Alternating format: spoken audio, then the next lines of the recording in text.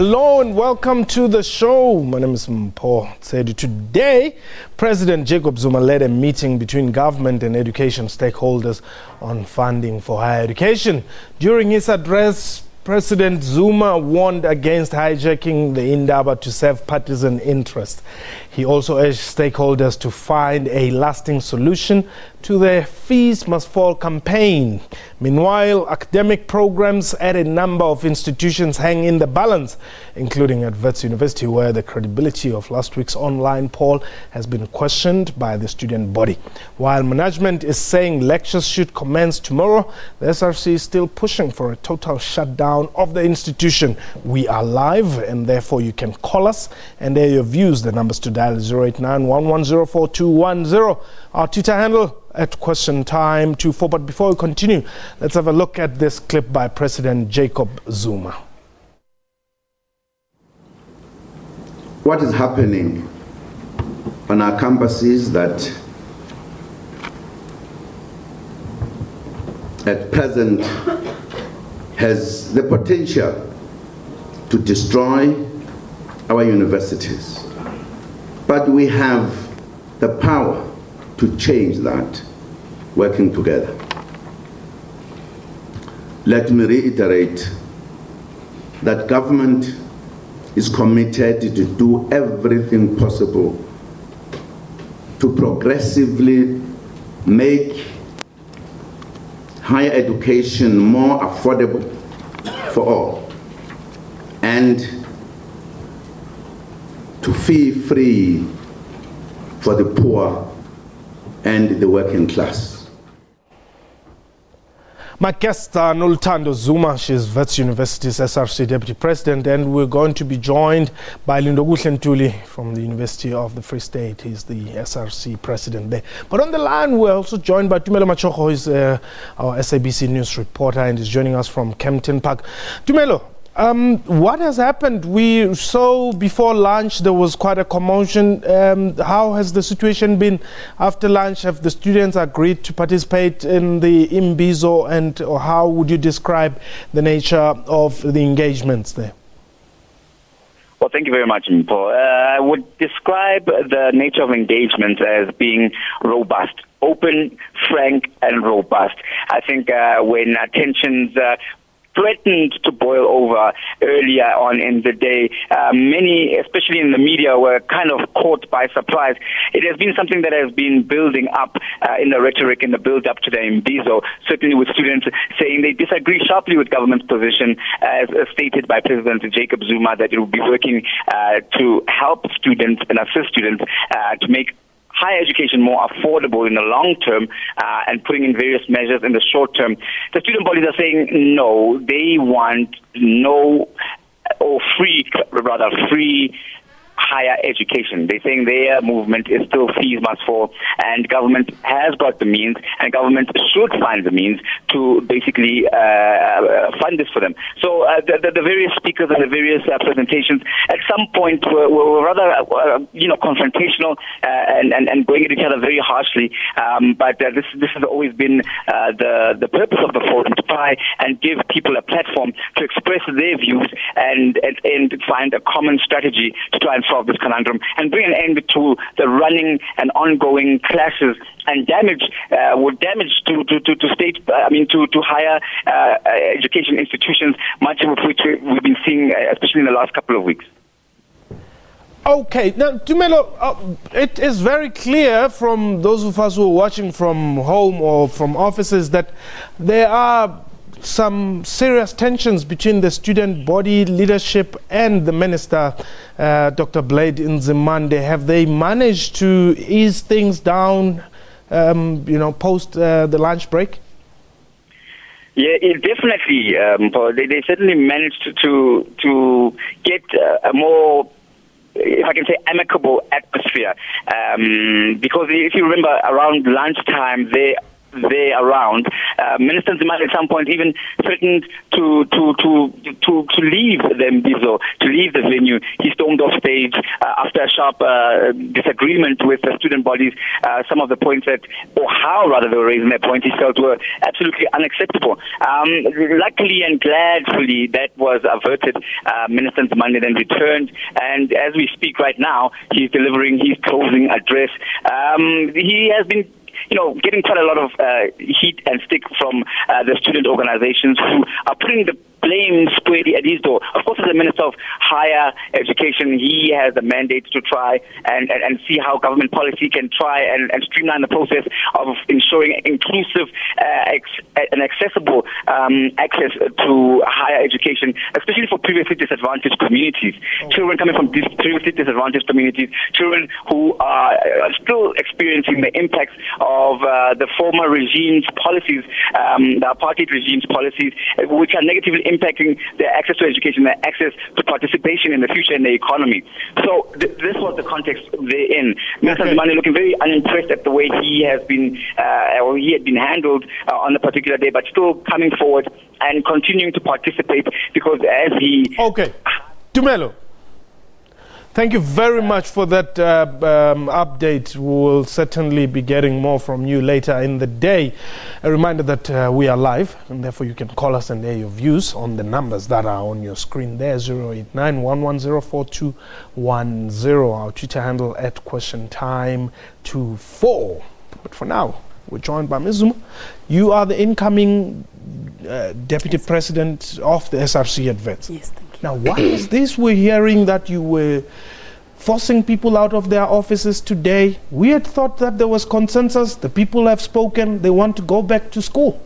There has not been any consensus to go back to class. We have made it very clear that we do want to go back to class. We do want to write exams. So that's just what I want to get out there, because now it seems like the students who are protesting are maybe students who do not want to write the exams. We want to go back to class, but only after our demands have been met. And the university has tried using what they call an opinion poll, and we do not recognize that opinion poll. We are saying that we want the Vice Chancellor to sit down with students so that we can engage. He has given us no reason as to why he is not willing to sit down with students, have a student assembly so that we can engage and tell him what it is that we want, because it's not just free education, but we also have internal demands that we would like to discuss with the university management. Are you suggesting that you guys, and by guys I mean the student leadership, you have not had an opportunity to meet with the VC? We have not had any opportunity to meet with the VC. The only time we see our Vice Chancellor is when we see him on TV and we hear him on radio. He has not come down to the table to actually engage with the students and ask us what it is that we actually want.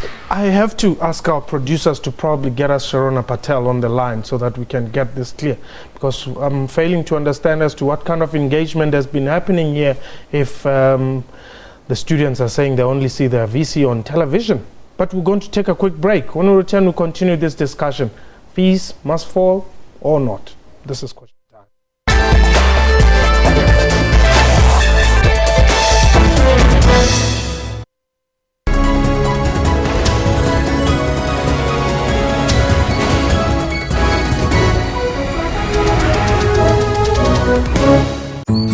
When we were little, life felt big, with something new to discover around every corner.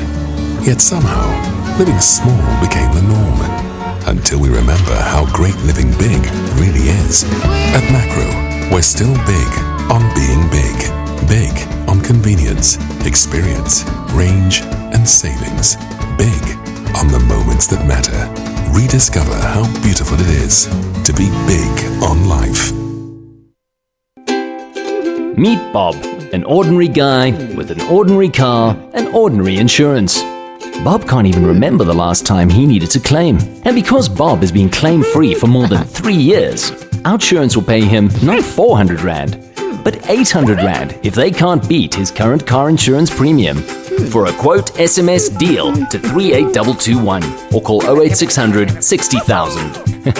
Outsurance, you always get something out.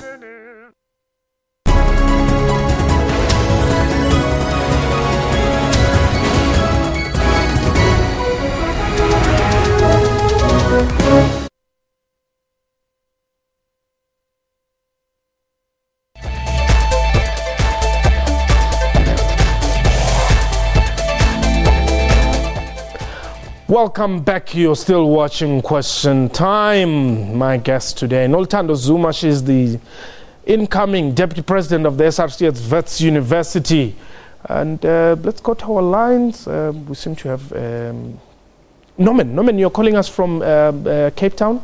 Yeah, that is correct, Mpo. I'm calling you from Cape Town. Go ahead. Yeah, Mpo, I was actually, the conference that the minister have called. Yes. The ANC government has no intention of rolling out free quality education for our students.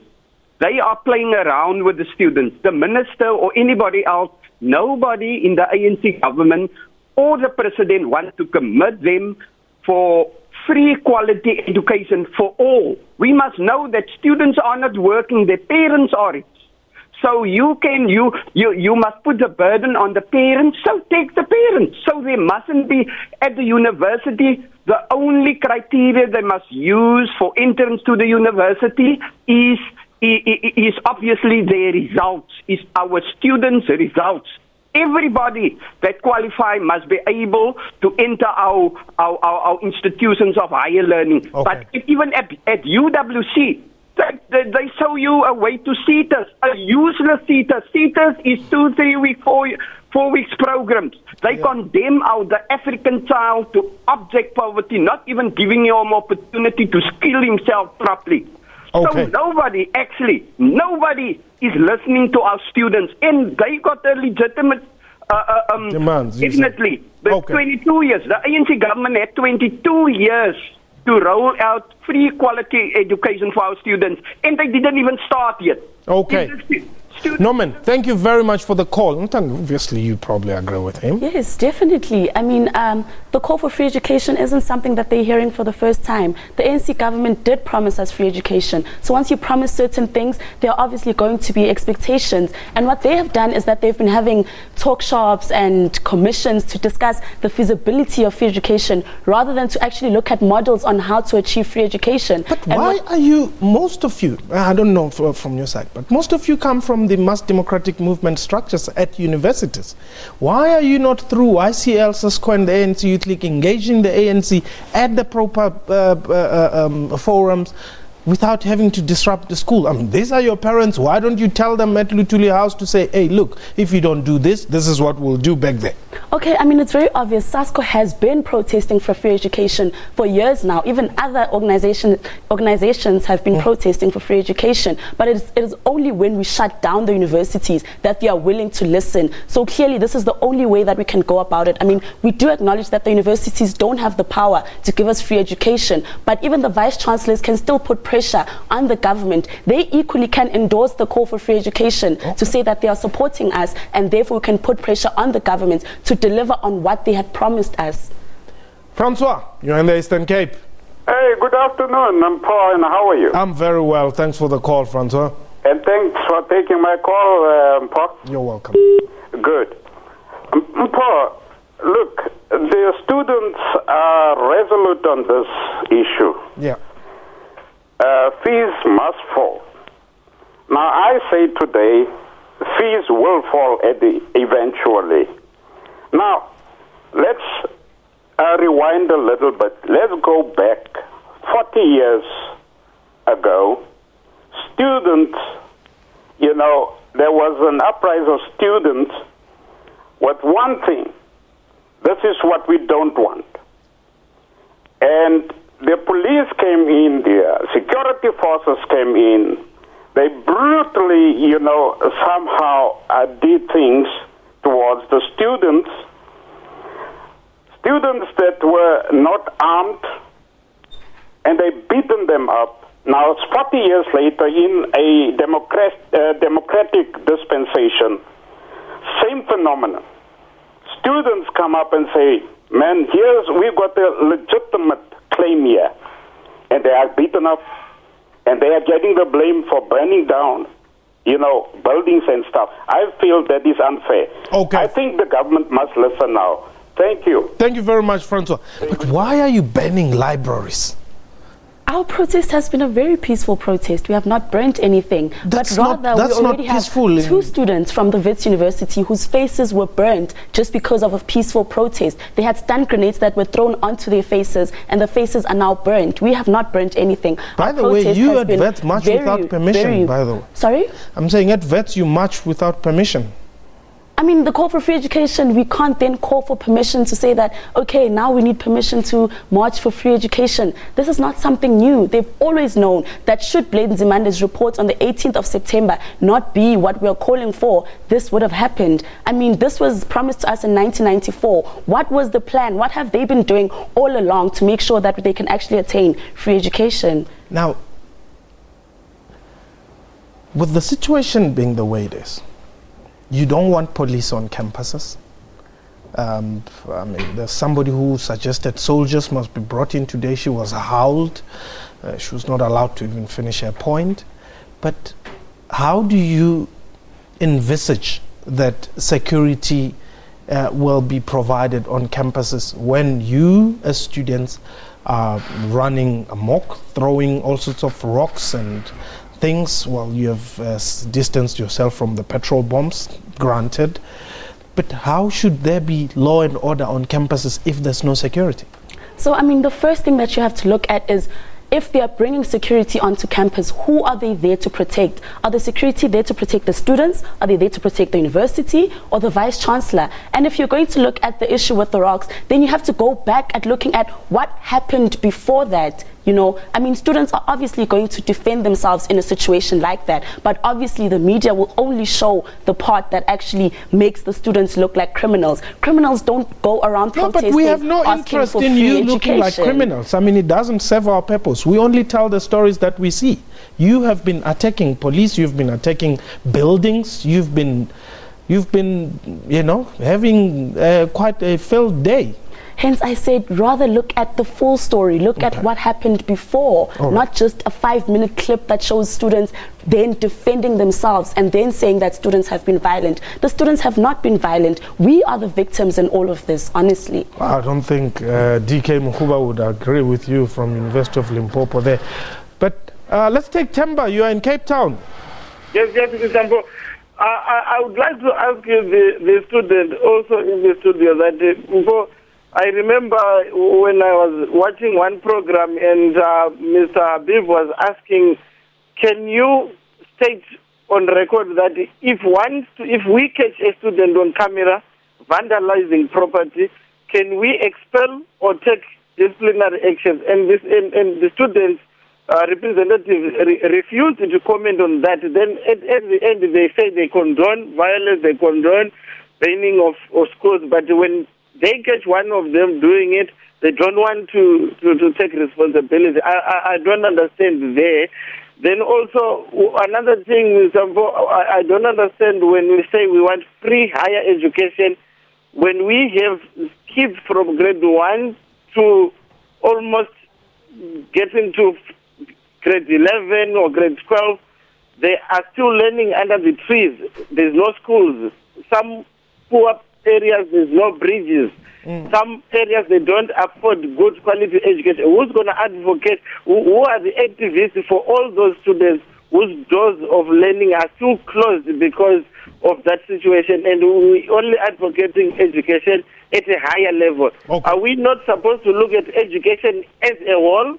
If it's free, quality education for a complete education sector. Thank you. All right. Thank you very much, Temba. And now we're also joined by Lindogu Ntuli, who is the SRC president at the University of the Free State. But the question is, you do not want consequences of violent behavior. When you get arrested for violent behavior or violent conduct, you cry foul. Why? I mean, honestly, you cannot arrest students because, I mean, the first thing is that we were arrested on our campus. So, I mean, every student still has a right to be on campus. So if you're going to arrest students for being on their campus, what sense is there in that? And if the university is saying that they have a court interdict against certain protests, then it is the court that needs to decide whether the students should be arrested for being on campus or not. It is not the job of the university to then say that students should be arrested. So they also need to follow the right protocol before just coming onto our campus and brutalizing students, because even the way that they disperse a crowd, so maybe people from national security can rather clarify us on how do you disperse a crowd? Does it make sense for private security to throw rocks back at students or to throw rocks at students first? So what is the right procedure that you follow to disperse a crowd? Let me bring you in here, Comrade President from the University of the Free State. Temba says, why are you not coming up with a systematic solution that will talk to education as a whole? You've got children still learning under trees at primary level, and it is said to be free education or not paid for schools and all that. Somehow the quality gets compromised for as long as it becomes free. Yes. Well, we do not agree with that, of course. And those are the number of things that can be managed through policies. When we are speaking about free education, we are speaking about a system that should benefit the majority of our students. When we are speaking about free education in particular, we are speaking about the poorest of the poor. We are speaking about the middle class. And also taking into cognizance the historical background of our country, where we are coming from. I think we are not at a point to say we cannot deliver free and quality education when this was a promise since 1994.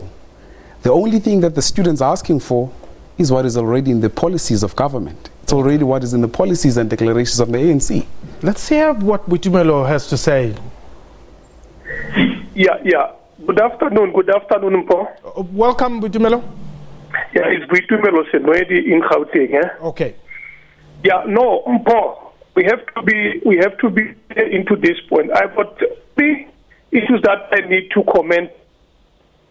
First one, I'll say 2007. The students are not wrong. Okay. 2007, there was an of a free education unconditionally. This is number one.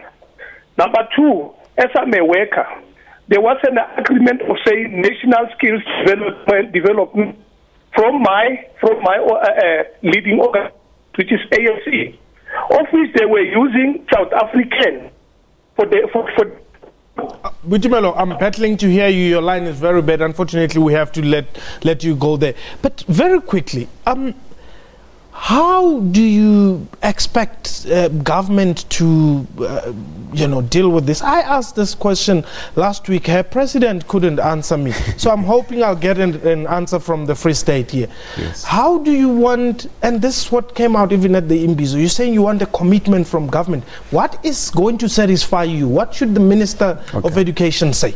I think we've been very reasonable up until this point as the students. And once again, looking at the history of our country and where we are coming from, the only thing that we want from the minister, of course, he made an announcement for 0% increment for the poor and the middle class. So those ones will not be affected by the increment. But a mere increment does not mean that one will not pay. Come next year, those students will still be deregistered. So what we are asking for is SRCs. What we are asking for is students. Give us a commitment that regardless of the historic debts of those who cannot afford, they'll still be allowed to access institutions of higher learning. Give us a time-bound commitment for free and quality education. In fact, the Presidential Commission must now change its terms of reference. Instead of investigating the feasibility and how we will get free and quality education, let us investigate the modalities of free and quality education. But is that not what they are supposed to be doing? Unfortunately, that is not what they're supposed to be doing. Or that is what they're supposed to be doing, but currently what they're investigating is free and quality education possible? That is not the question that we are interested in as students. We are interested in how can free education be implemented and when will it be implemented. So for how long is Wits going to be on a lockdown? I mean, obviously, we are going to shut down until our demands have been met. And as the university, we've had different task teams that have been working on the issues. And this is regardless that 77% of the people who voted said we want to go back to class. I mean, we could easily look at this as saying, I mean, the Vice-Chancellor has never referred to a referendum to make decisions on other issues before. Okay, fine. And you taken. cannot reduce Point taken. the call for free education to a yes or no answer. Now there's 77% who are saying, let's go back to class. Okay, if we're going to make it a numbers game, then you also have to look at the discrepancies of the voting system, and hence we do not recognize it. If one student is allowed to vote more than once, then how do we know that people didn't vote 1,000 times? Okay. The university promised that the IEC was going to audit the voting system, but the IEC does not know of such. Okay, so for now, it's lockdown Wits. Yes. It's lockdown UFS. Well, we've been shutting down at UFS as well. Okay. And our call is clear. Give us a time-bound commitment and promise us that the students who are affected will not be deregistered next year. And then we continue with the academic project. Okay, good luck. Thank you. That was question time for today, and just a reminder that initially we had said we're speaking to Tumelo Matshoga, but no, it was actually Tumaole Mahlaudi. Our apologies in that regard. From me and the crew, you have yourself a wonderful time. Hi, Bechot.